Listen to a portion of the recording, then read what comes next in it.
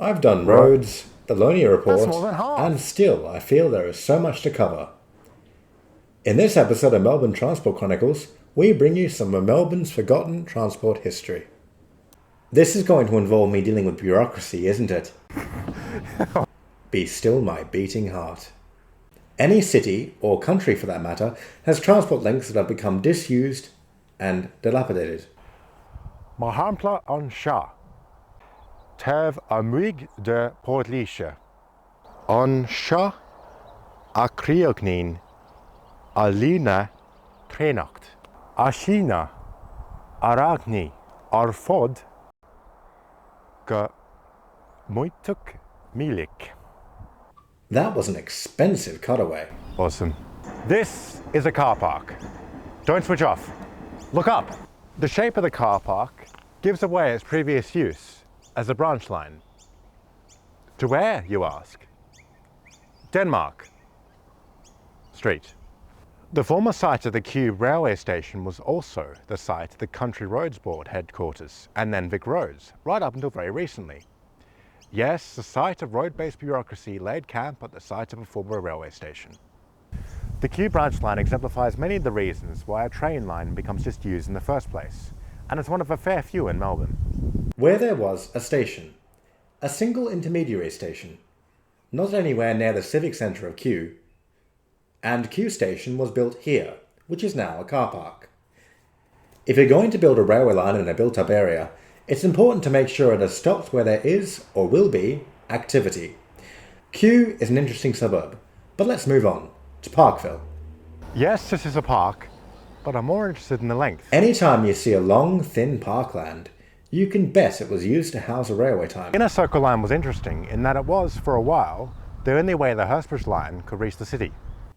Not much comfort to 19th century commuters on the Hurstbridge Line. Luckily, Hurstbridge Line commuters in the 21st century enjoy fault-free service. There was a small branch line down to Fitzroy, but it was merged with Wait, wrong script. Much like the Kew railway line, the Fitzroy line terminated here, at a park. Groundbreaking. Yes, groundbreaking was used to construct the line. It was used for freight shuttles right up until the 1980s. There's more than just the Kew and the Inner Circle Line. Such as here, at the Outer Circle Line.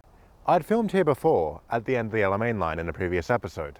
Contrary to popular belief, these pylons did not carry electricity for trains. All these lines have many similarities. They all had rails and sleepers. But perhaps more interesting is the usage. The patronage was low, very low. I do feel for the poor track workers who would have been proud as punch on the opening of the Outer Circle Line, who then would have felt quite deflated to see it shut down only a year later. Victoria was clearly in the mood to put as many tracks in as many places as possible, and like me on a Saturday night, was willing to aid with land acquisitions for railway construction. This raises many questions. Alright, I'll answer them, but don't make it a habit. Everybody wants a train line, but why do branch lines such as the Kew line or the Outer Circle Line fail? On paper, both the Kew and the Inner and Outer Circle Line served a proper need. For one, they were both built to transport people to the city centre. In transport terminology, this is known as transportation.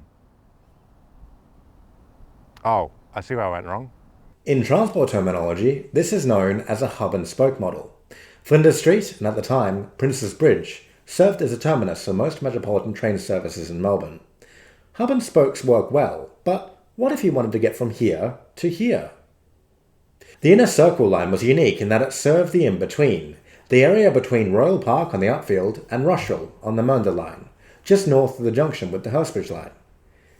Add this to the fact that the Inner Circle Line was competing with trams that went directly into the CBD, the Inner Circle was, to put it bluntly, doomed. Yes, unlike the Outer Circle Line, the Inner Circle Line still has rails, just here, in the ground. Rails. A much forgotten part of closing a railway line is what happens to all the land. After all, it was owned by the state. I asked over 4 people, and none of them could accurately dictate the land reservation numbers or the parcel numbers of any former railway reserve in Victoria. This will not do. Oh wait, I'm getting a note here, but thanks to my shoddy editing, It just appeared on my hand. Roads. Please be aware that the state can be multiple levels of government. You did an assignment on this. Sincerely, your Year 7 humanities teacher. Huh. I was under the impression he had a name. Oh well. Where was I? Oh, that's right.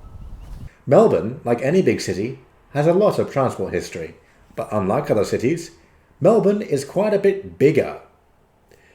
Gone are the days where people flock to settle around new railway frontiers. Much like the Collingwood Football Club, Melburnians are happy to just grumble and not go on a construction blitz. That's all for another episode of Melbourne Transport Chronicles. Click here to see a video of the Loney Report, and click here to see a video all about the freeways of Melbourne.